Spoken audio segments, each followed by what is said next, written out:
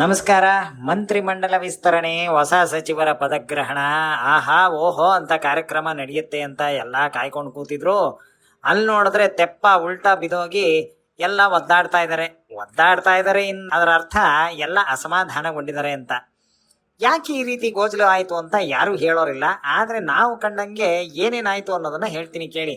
ಕೋಲಾರ ಮತ್ತೆ ಚಿಕ್ಕಬಳ್ಳಾಪುರಕ್ಕೆ ಯಾವುದೇ ಪ್ರಾತಿನಿಧ್ಯ ಇಲ್ಲ, ಇಲ್ಲಿ ಯಾರಿಗೂ ಸಚಿವರ ಸ್ಥಾನ ಕೊಟ್ಟಿಲ್ಲ ಅಂತ ಹೇಳಿ ಅಲ್ಲಿನವರೆಲ್ಲ ಸೇರ್ಕೊಂಡು ಮುಖ ಮೂತಿ ದಪ್ಪ ಮಾಡ್ಕೊಂಡು ಹೋದ್ರು.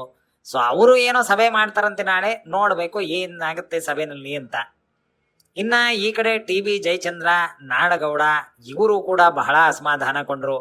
ಏನ್ರಿ ಬರೀ ಬಲಾಢ್ಯರಿಗೆ, ಇನ್ಫ್ಲೂಯೆನ್ಸ್ ಇರೋರಿಗೆ, ದುಡ್ಡಿರೋರಿಗೆ ಮಾತ್ರ ಸಚಿವ ಸ್ಥಾನನ?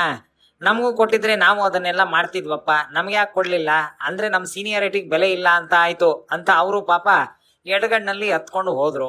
ಇನ್ನ ಈ ಕಡೆ ಗಾಯತ್ರಿ ಕೊಟ್ಟಿದ್ದಂತಹ ಒಂದು ಸಚಿವ ಸ್ಥಾನ ಏನಿತ್ತು ಅದನ್ನ ಹೋಲ್ಡ್ ಮಾಡಕ್ ಹೇಳಿದ್ರು. ಒಟ್ನಲ್ಲಿ ಡಿ.ಕೆ.ಯ ಸಂಪುಟ ವಿಸ್ತರಣೆಯಲ್ಲಿ ಏನೇನಾಗ್ತಿದೆ ಅನ್ನೋದನ್ನ ಯಾರು ಹೇಳಕ್ ಆಗ್ತಾ ಇಲ್ಲ. ಪಾಪ ಕಪ್ಪೆಗಳನ್ನ ತಕ್ಕಡಿಯಲ್ಲಿ ತೂಗಾಕ್ದಂಗೆ ಆಗ್ತಾ ಇದೆ ಡಿ.ಕೆ. ಶಿವಕುಮಾರ್ ಅವರ ಪರಿಸ್ಥಿತಿ. ಇನ್ನು ಕೆಲವ್ರದ್ದು ಹೇಗಾಯ್ತು ಅಂತ ಅಂದ್ರೆ ಪಾಪ ಎಲ್ಲ ಅನೌನ್ಸ್ ಮಾಡಿ ಅವರನ್ನ ವಾಪಸ್ಸು ಕಿತ್ಕೊಂಡ್ಬಿಟ್ರು ಖಾತೆನ. ಅವ್ರ ಮುಖ ಹೇಗಾಗಿತ್ತು ಅಂತ ಅಂದ್ರೆ, ತಿನ್ನೋಕೆ ಅಂತ ಚಾಕ್ಲೇಟ್ ಕೊಟ್ಟು ಮಕ್ಕಳ ಕೈಗೆ ಕಿತ್ಕೊಂಡಾಗ ಅವರು ಕೆಳಗಡೆ ಬಿದ್ದು ರಂಪ ರಾಮಾಯಣ ಮಾಡ್ಕೊಂಡು ಓಡಾಡ್ತಾರಲ್ಲ, ಆ ರೀತಿ ಆಯ್ತು. ಆದ್ರೆ ವಿಧಾನಸೌಧದಲ್ಲಿದ್ದರಿಂದ ಅಲ್ಲೇನು ಆ ರೀತಿ ಮಾಡೋಕ್ಕಾಗಿರ್ಲಿಲ್ಲ.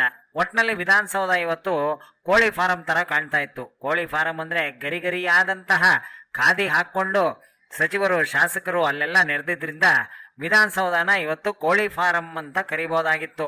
ಇಲ್ಲಿಗೆ ವಿನೋದ್ ವಾರ್ತೆ ಮುಗಿತು.